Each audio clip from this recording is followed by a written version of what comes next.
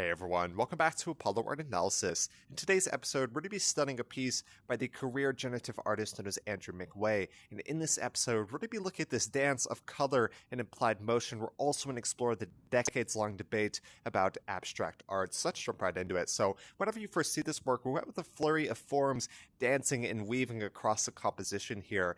We see, of course, a multitude of forms within this. They almost appear as if they host a life of their own. And so within this work, of course, we have this green backing, right? This kind of solid green block as the backing here. Any colors upon that are going to pop out quite well. So we see accents of multiple variants from light and dark as well. Another thing you may notice is the sheer amount of color within this composition. We see really tones of every degree, right? We have, of course, greens, yellows, blues, reds, oranges, so many colors within the composition. This really excites the visual experience and gives us, of course, an incredible clash of all these different schemes. So an interesting thing I noticed within the composition, look at each form here, pretty much solid color blocks within each circle, but whenever you zoom out, you have the illusion of texture here. These beaded forms give that illusion so well, do an amazing job of immersing us within this work and even giving some tactile sensation to the scene as well.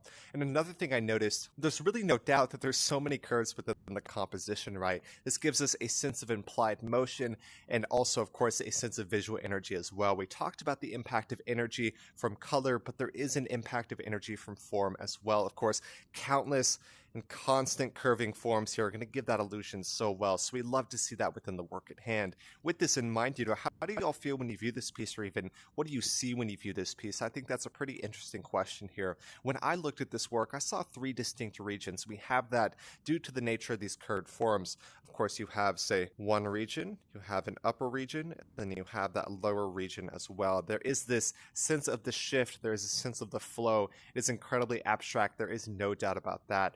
With this in mind, abstract art has been going on for, well, pretty much since the dawn of time if we look at the literal definition of abstract art. But what we consider as abstraction really began about a century ago, and I think that's quite interesting, right? When it first hit the scene with people like Kandinsky, very raw abstractions, people were kind of shocked by it, right? That's the nature of art and pushing those boundaries. So within this, what we notice is abstract art gives an emphasis on light, texture, and form, right? Abstract art typically doesn't deal with a sense of symbolism, but of course it replaces that with an elevation on things like light, color theory, and of course the impact of texture and motion or implied motion as well. So I think that's incredibly important here. And really since the 1960s, generative art has been dormant for quite some time. But today we stand in a new age where generative art is just gifted to the masses, right? Almost everyone has a computer in their home. And so due to that, anyone can get involved and create some generative art of their own. So I think that's incredibly important. With this in mind, how has generative art shaped the world around you? I think that's a pretty important question here. Well, wants to give me a little alert. Goodbye. I have some additional works from the original artist, Andrew McWhae here. We're going to bring those in, look at some more generative works real quick.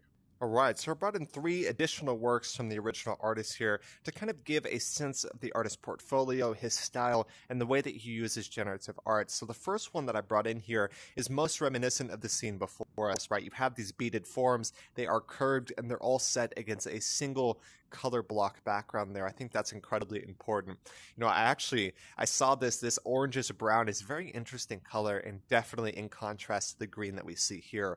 In addition to that, we have two more works from the original artist, and I just absolutely love the sense of flow, this implied motion, the nature of form resulting in that visual experience. It's just absolutely stunning.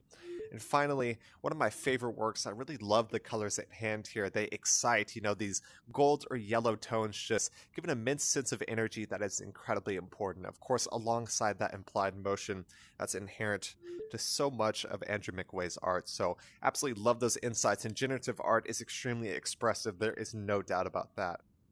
So yeah, I really hope y'all enjoyed today. Like I said, this is a work of generative art. I wasn't sure exactly the method of creation or the program used here, but regardless of that, it is in the generative art medium of expression. So incredibly unique, incredibly abstract. There is no doubt about that. But like I said, really hope y'all enjoyed today. If y'all enjoyed today's episode, make sure to check out the original artist, Andrew McWhae. We looked at some of his works, just a few of them. Of course, he creates so many different ones as well. But yeah, stunning portfolio. There is no doubt about that. So if y'all enjoyed today's episode, go check out the original artist. My name is Apollo. This was Apollo Art Analysis, and I'll see y'all on the next episode.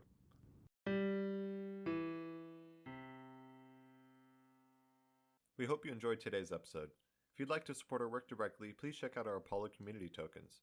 Apollo Art Exchange is an ecosystem of art appreciation which elevates artists each and every day. Thanks for listening.